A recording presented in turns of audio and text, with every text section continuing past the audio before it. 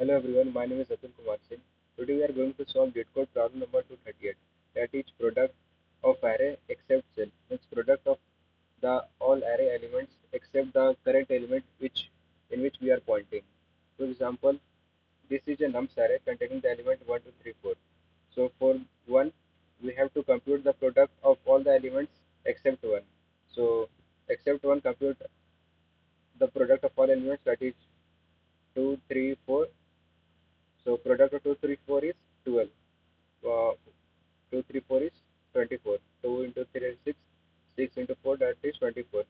So remove 1 and replace it with 24. Then for 2, except 2, compute the product. So except 2, we have in elements 1, 3 and 4. The product of 1, 3 and 4 is 12. So we have to compute product of all the elements except the current element in which we are pointing to.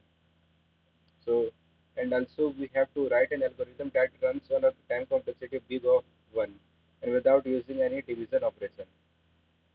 So we can simply do it by, if we think for a brute force approach, then it, like, we will use a pointer here and again a pointer here, then excluding the element in which we are pointing and compute the product, the time complexity will go nearly big of n square, but we have to compute for big of 1 time complexity without using any division operator. So what we will do to solve this? Simply we will compute the suffix product and the prefix product. So we will run a loop. We will make a answer vector. At first we will compute the suffix product. At first we will compute the prefix product, and after that we will compute the suffix product. So the loop will run two times. The first time for the prefix product and the second time for the suffix product, and both the product will be stored in an answer vector, and it will, both loop will run in big of 1 n plus big of n. So time complexity is nearly big of n.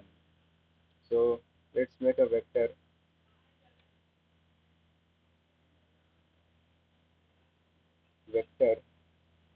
of type integer,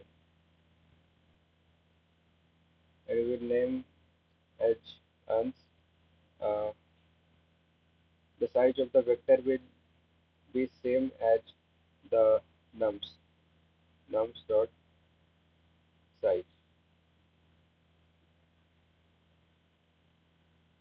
and we will initialize all the elements with 1 for our simplicity. At first, in answer uh, in answer vector, we will store the prefix product. We will store the prefix product. Okay. So to achieve this, we'll simply run a loop for int I equals to 0 and I is less than n and I plus plus. Instead all the elements will run a loop. And for each element, we'll store the prefix product in the answer vector. So for this, you can see, for the first element, what is the prefix? Nothing is the prefix. So we can assume the prefix as 1. So 1 multiplied with any number does not affect something. So we'll introduce a variable prefix and initialize it with 1. Then we have to store our prefix in the answer array. For every answer of I, store the prefix, and the current element multiplied with the prefix become our prefix for the next number.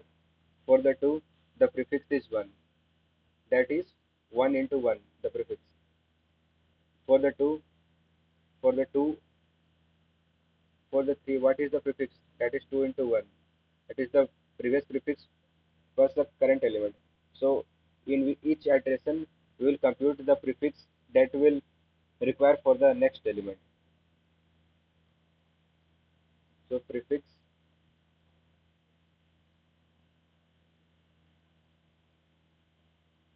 into prefix equal to prefix into nums of I, means the current element become the prefix for the second element. We are storing the prefix in the answer array. So by doing this, the prefix will be stored. Now let's compute the suffix. Also we'll take suffix h1, h4, 4. What is the suffix?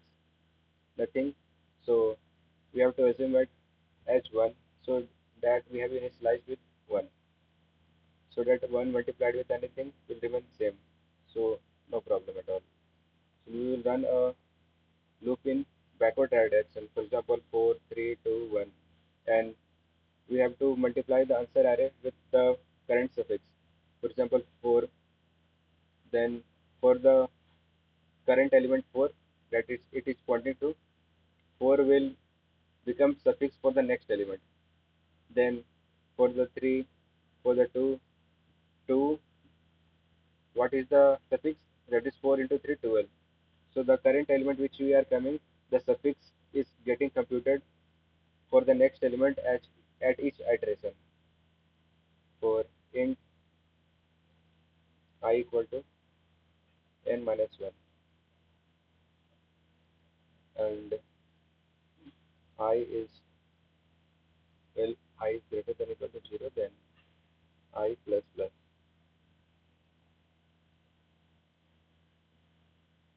Then we'll store, we'll multiply each element of the answer array with the suffix so that we get the correct answer.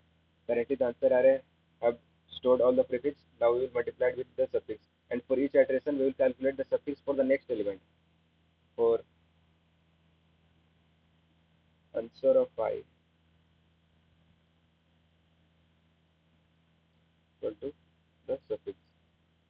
For each iteration we'll calculate the, we'll move the suffix so that the suffix will get updated, so that for next iteration we will receive the correct suffix. Suffix, we'll update the suffix as nums of I. The last number is our 4. So the 4 answer of I, that its current suffix is 1. So no problem, no hampered at all. So now it has 4, the suffix is 4. So for 3 the suffix is 4. So answer of I containing the prefix and suffix as 4, it will multiply, logic moves seamlessly.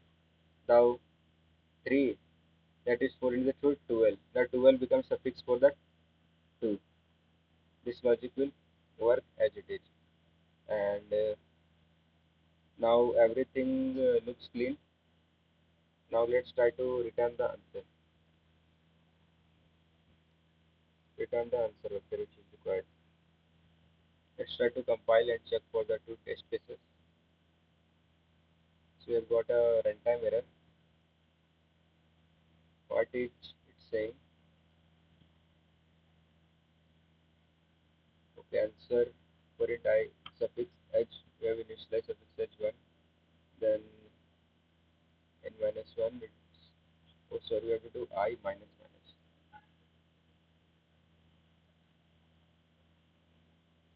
Then let's try.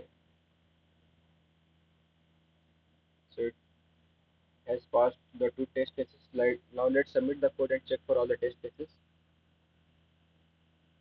So yeah, it has passed all the 24 test cases. So now let's discuss the space and time complexity. So we can check that two loops are running till big O of n. So big O of n plus big O of n, that is nearly big O of n. So time complexity is big O of n, that is what question has required. And the space complexity, we are using a answer vector, so we can say space is also big O of n. So that's all about this. Thanks for watching this video.